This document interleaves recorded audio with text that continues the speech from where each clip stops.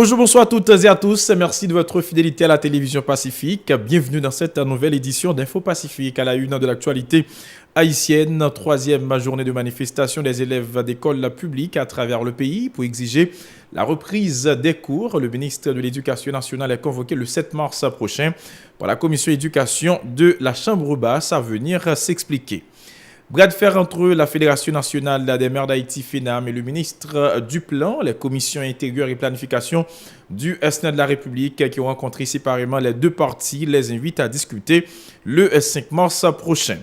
Un problème de communication est à l'origine du malentendu avec les maires concernant la gestion des fonds communaux, selon le ministre de la Planification qui rassure que le gouvernement dispose de provisions légales pour assurer l'exécution de projets dans les communes. Lancement mercredi de la plateforme civile pour la participation politique des femmes en Haïti sous les auspices d'ONU Femmes. Cette nouvelle structure se propose de réduire la violence faite aux femmes durant les processus électoraux et l'augmentation de leur effectif dans l'espace politique. Les habitants de Port-au-Prince et de la province réchignent à l'idée de la majoration des prix du carburant sur le marché local. Selon eux, cette mesure vise à pénaliser davantage les petites bourses. Voilà, mesdames et messieurs, pour l'essentiel de cette édition.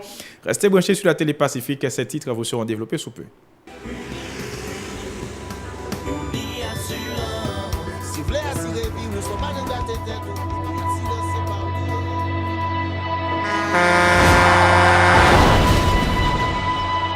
En général, moun pa reme pran assurance. Yo considéré que son l'argent rejeté. Et pourtant, l'argent assurance te doué dans budget ou à côté l'argent caille avec l'argent mangé. Li là pour les deux traverser un mauvais pas. Gardez tout à côté. Ou ouais comment gros problème qu'on entre sur moun sans attendre. Mandez Dieu pardon, ça qu'arrive autour. Une assurance dit ou précaution pas capon. Les mal arrivés, les faux amis flair à saison a fait comme si on pas de jambe connaît. Une assurance après rétaver ou pour le dire continuer vivre la vie ou quitter ce course là dans main nous. Une assurance. Vivez en toute assurance. Bienvenue, mesdames et messieurs, dans le développement du journal. Comme annoncé un titre, les commissions planification intérieure du Sénat de la République ont échangé mercredi avec le ministre de la Planification, Aviol Fleurin, et celui du ministère de l'Intérieur et des collectivités territoriales, Max Rodolphe Saint-Albin, autour du bras de fer qui persiste entre le ministre Aviol Fleurin et la Fédération nationale des maires d'Haïti, FENAM. En marge de la rencontre, le président de la commission intérieure, le sénateur Francina Denius, a dit souhaiter qu'à travers ces différentes rencontres, les acteurs trouveront les résultats escomptés capables d'améliorer la situation. La déclaration de Francina Denius. On discutait avec eux à partir de argumentation que FENAM lui-même a fait hier et interprétation qu'il a fait tout de arrêté septembre 2017 et sous question qui est-ce qui est capable de déléguer ou pas déléguer et ouvrage maîtrise d'ouvrage et le nous garder en ce qui a trait à l'interprétation de la loi pas gagné on mésentente divergence. C'est planification, li capable déléguer, mais lui-même tout, li capable et kembe pouvoir pour li gagner maîtrise d'ouvrage. Et cependant, sur l'opérationnalisation permettre que projet yo aller plus vite et nous ouais gagner possibilité pour ministère planification, ministère intérieur et les commissions des deux chambres t'es capable chita pour nous voir comment aller plus vite et permettre que nous kembe stabilité politique, tranquillité que l'institution yo, sérénité que l'institution a besoin pour le travail. Pour sa part, le président de la commission planification de la coopération externe au Sénat, Sorel Jacinthe, annonce la tenue d'une nouvelle rencontre le lundi 5 mars avec les ministres Aviol Fleurin et Max Rodolphe Saint-Albin, ainsi que la Fédération nationale des maires d'Haïti en vue de statuer de façon concrète sur les résultats obtenus pour faciliter le développement des communes. Ces précisions. Nous déjà mettons d'accord pour lundi 5 mars, une rencontre qui fait pour nous dire DG Contremato Kaba et ensemble pour nous comprendre comment nous allons joindre solution yo et pour nous opérationnaliser tout l'État parce que yo même et nous-mêmes nous dit nous tous c'est l'État pas qu'à une bataille entre nous son compréhension pour dégager et nous penser et Jean dit à ces communications parce que toute approche yo arrivé dans la même conclusion. Donc lundi nous avons rencontré avec FENAM, avec ministère de planification, ministère intérieur, les deux commissions de chambre et puis pour ensemble pour nous joindre une solution et pour nous commencer le travail pour nous rentrer dans le développement. Yo d'accord avec nous si les collectivités pas qu'à opérationnaliser pour joindre un projet, pour travail souterrain et yo même en tant que administrateur né et naturel et légitime de commune mais pas un développement qui pourra le faire. Le ministre de la Planification et de la Coopération externe a indiqué qu'un problème de communication est à l'origine du malentendu avec les maires concernant la gestion des fonds communaux. Selon le maître Aviol Fleuran, le gouvernement dispose de provisions légales pour assurer l'exécution de projets dans les communes en passant par le ministère de l'Intérieur et des collectivités territoriales. À ces explications, au micro de Eden Vernal de Francineus. Nous mettons toute une liste de documents et de pièces justificatives à la commission qui prouvaient que les gens qui ont écrit, c'est mairie qui ont écrit, pas de jeunes grain député qui écrit. Tous les projets en cours ont été sollicités par les mairies. Deuxièmement, moi montrer commission planification que moi j'ai arrêté qui permettent ou bien que je exécuter le projet comme maître d'ouvrage ou bien que me déléguer maîtrise d'ouvrage à d'autres secteurs et les membres garder un pile projet c'est route mais bail délégation de maîtrise d'ouvrage à travaux publics pour 38 projets qui concernent bétonnage faire route dans paquet de communes dans le pays. Non c'est ça. Par rapport à la question est-ce que comme décaissé, la bonne nouvelle c'est que depuis c'est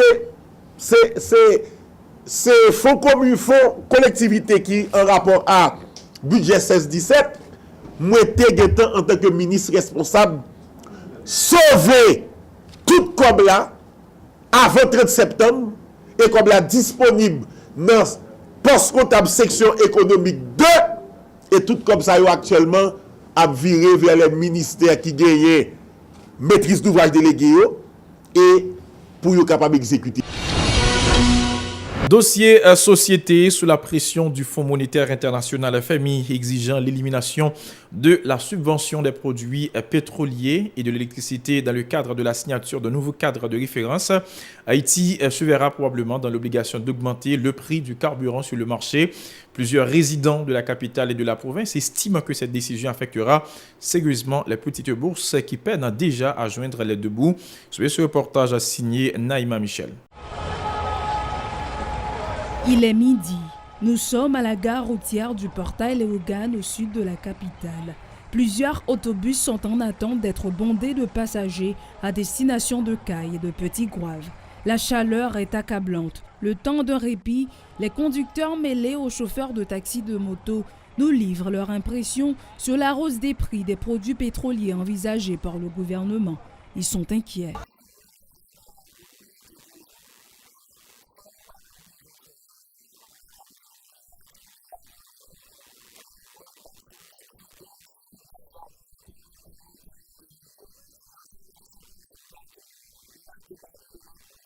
Des porto-pressiens ne voient pas non plus d'un bon œil la revue à la hausse des prix du carburant annoncée par l'équipe au pouvoir. L'inflation, la dépréciation de la goutte par rapport au dollar américain, le renchérissement du coût de la vie, telles seront les conséquences d'une telle mesure, préviennent-ils.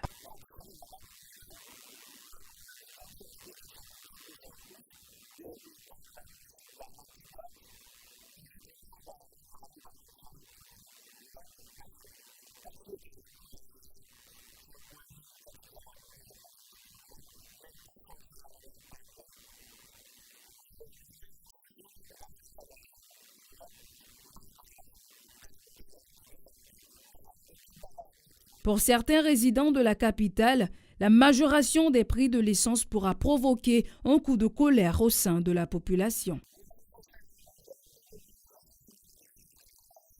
Le député de Serka Cavaral, Antoine Rodon Bien-Aimé, a indiqué que le gouvernement s'apprête à augmenter les prix du carburant sur le marché, alors que le pays a connu durant les 4 premiers mois de l'exercice fiscal un déficit budgétaire de 10 milliards de gourdes.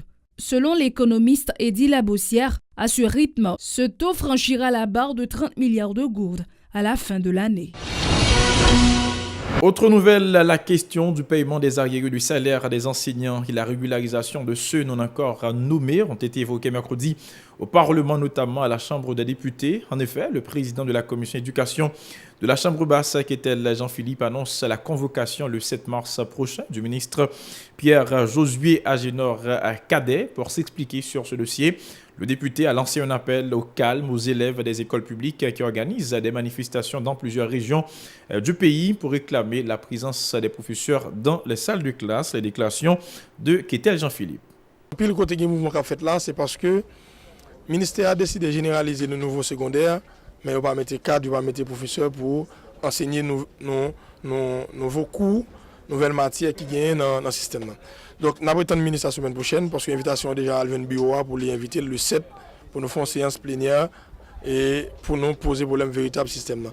Et moi-même, je demande au ministre là tout pour faire des visites au niveau lycée parce qu'il y a un pile lycée qui va travailler, c'est 2 ou bien 3 professeurs qui peuvent nommer ou bien pour toucher.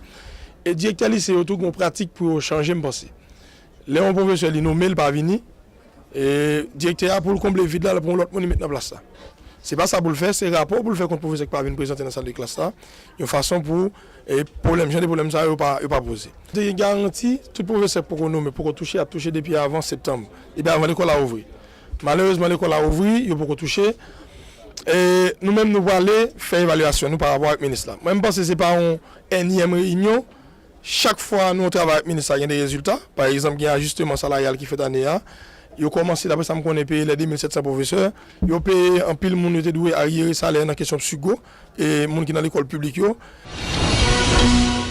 La représentation des Nations Unies pour l'égalité des sexes et l'autonomisation des femmes ONU-Femmes en Haïti a clôturé mercredi un atelier de 2 jours à l'intention des organisations de femmes venues des 10 départements du pays autour de la mise en place et la structuration de la plateforme civile pour la participation politique des femmes, officiellement lancée ce 28 février. Cette structure se propose de réduire la violence faite aux femmes durant les processus électoraux et l'augmentation de leur effectif dans l'espace politique. Suivez ce reportage a signé Nancy Constant et Woodley Ludier. Selon les responsables, la mise en place de la plateforme civile pour la participation politique des femmes s'inscrit dans le cadre du projet Réduction de la violence faite aux femmes dans les processus électoraux financé par le Canada.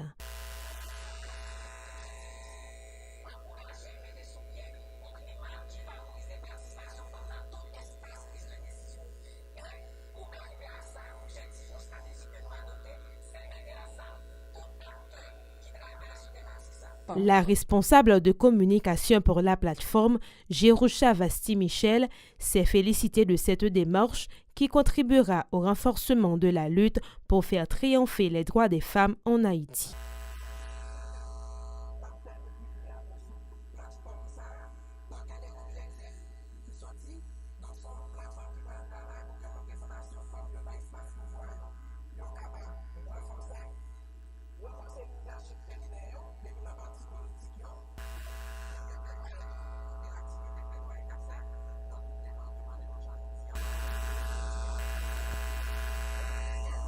Les dirigeantes de la plateforme ont annoncé que cette structure va recommander une enquête sur les violences faites aux femmes au cours des élections de 2015-2016.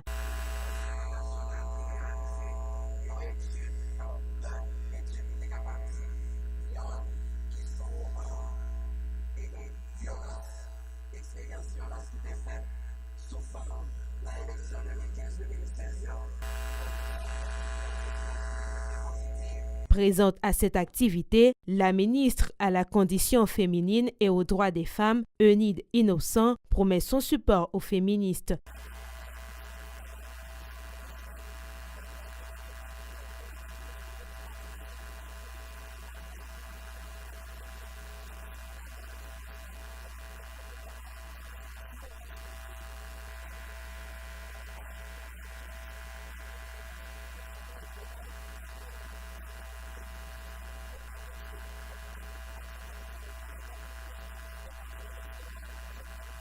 Une ancienne candidate à la députation pour la commune d'Asile, Florence Réjouis, dit souhaiter que cette plateforme fera œuvre qui vaille.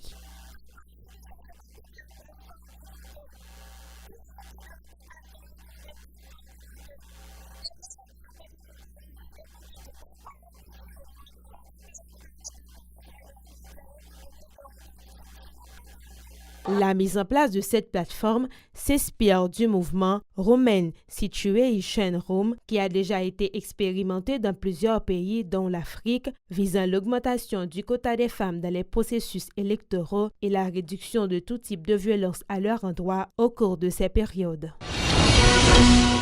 Voilà, mesdames, messieurs, pour l'essentiel de cette édition. Merci à vous qui l'avez suivi. Je vous invite à rester branchés sur la télévision Pacifique pour la suite de la programmation.